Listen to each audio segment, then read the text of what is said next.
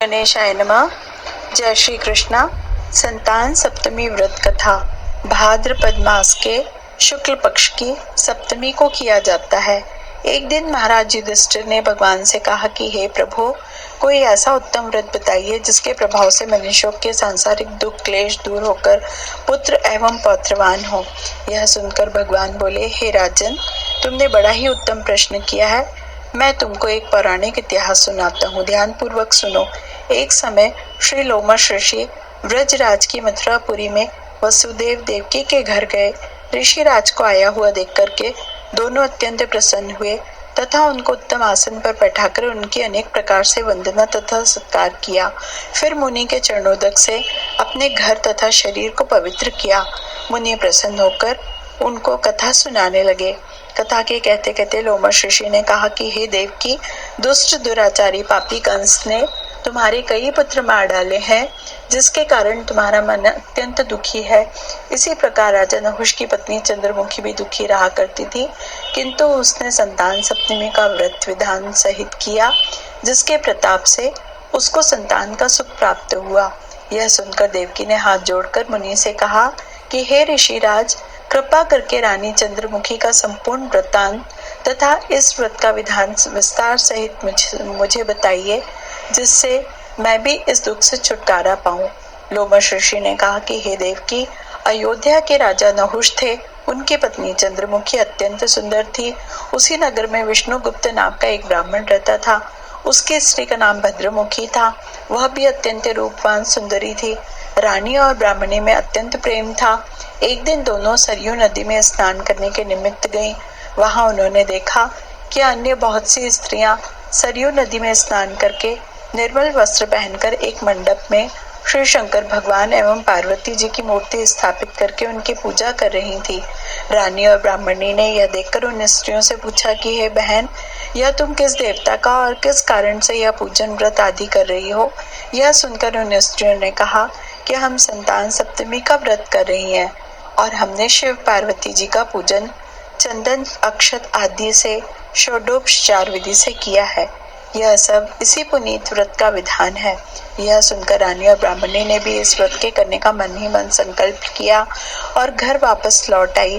ब्राह्मणी भद्रमुखी तो इस व्रत को नियम पूर्वक करती रही, किंतु रानी राजमत के कारण इस व्रत को कभी करती कभी भूल जाती।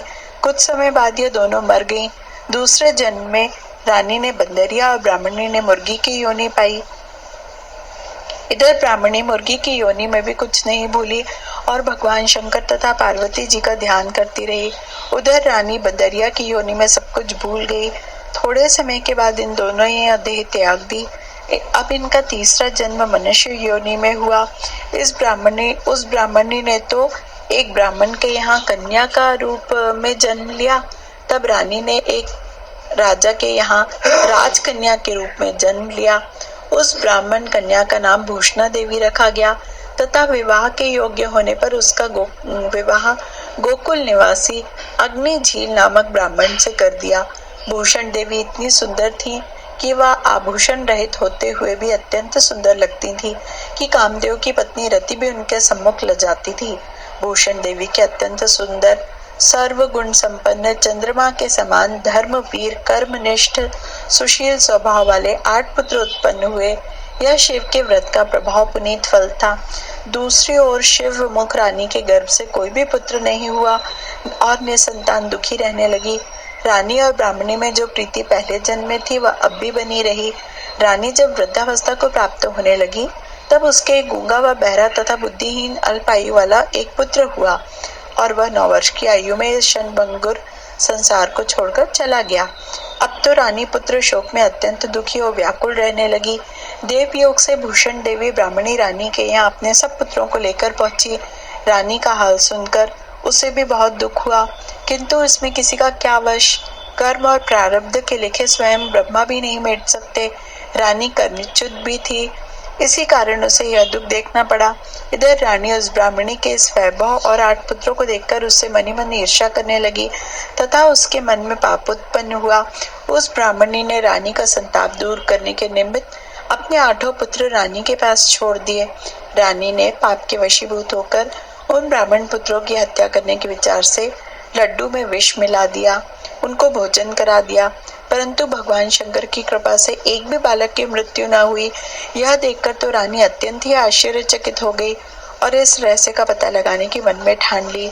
भगवान की पूजा सेवा से निवृत्त होकर जब भूषण देवी आई तो रानी ने उससे कहा कि मैंने तेरे 8 पुत्रों को मारने के लिए इनको जहर मिलाकर लड्डू खिला दिए, किंतु इनमें से एक भी नहीं मरा।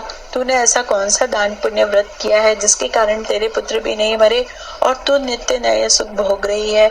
तू बड़ी सौभाग्यवती है। इसका भेद तू मुझसे निष्कपट होकर समझा। मैं तेरी बड़ी ऋणी रहूंगी।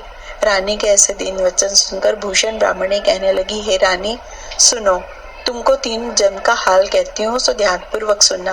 पहले जन्म में तुम राजा नहुष की पत्नी और तुम्हारा नाम चंद्रमुखी था, मेरा नाम भद्रमुखी था और मैं ब्राह्मणी थी।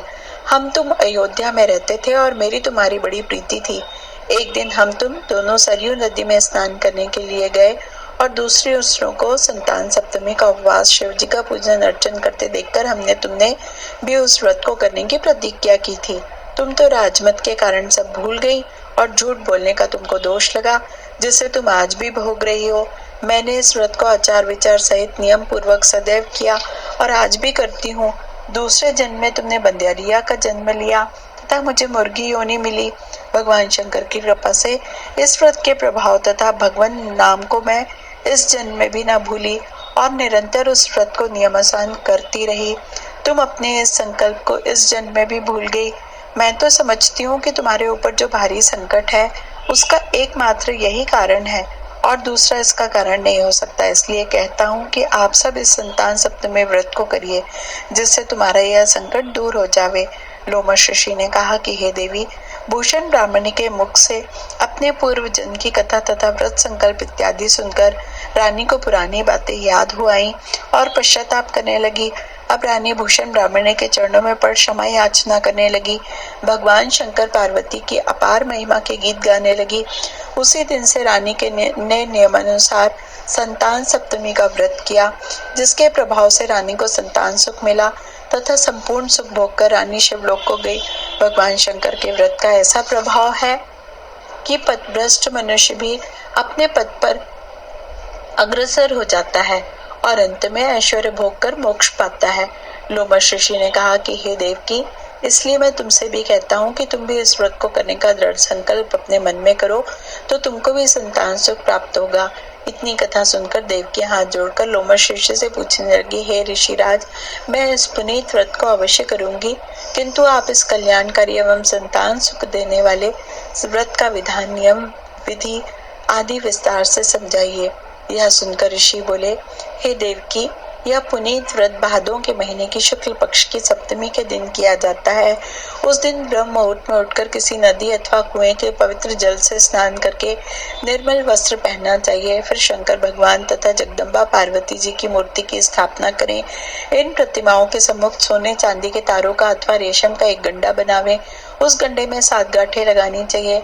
इस गंडे की धूप दीप अष्टगंध से पूजा करके अपने हाथ में बांधें और भगवान शंकर से अपनी कामना सफल होने की शुद्ध भाव से प्रार्थना करें।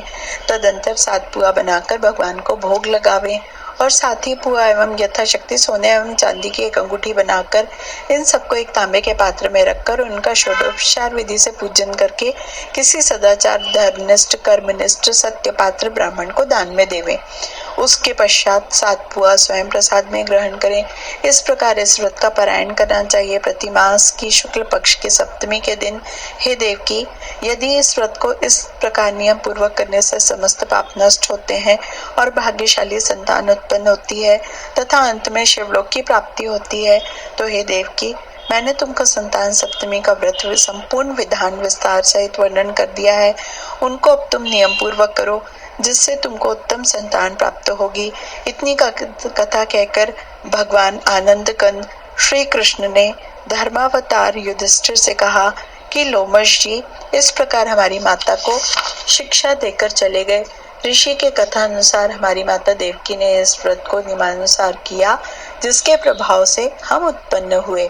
यह व्रत विशेष रूप से स्त्रियों को तो कल्याणकारी है ही, परंतु पुरुष को भी समान रूप से कल्याणदायक है।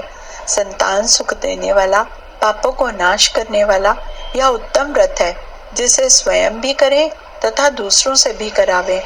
नियम पूर्वक जो इस व्रत को करता है और भगवान शंकर एवं पार्वती जी की सच्चे मन से आराधना करता है, वह निश्चय ही अमर यश प्राप्त करके अंत में शिवलोक को प्राप्त होता है। इति श्री संतान सप्तमी व्रत कथा। जय श्री कृष्ण।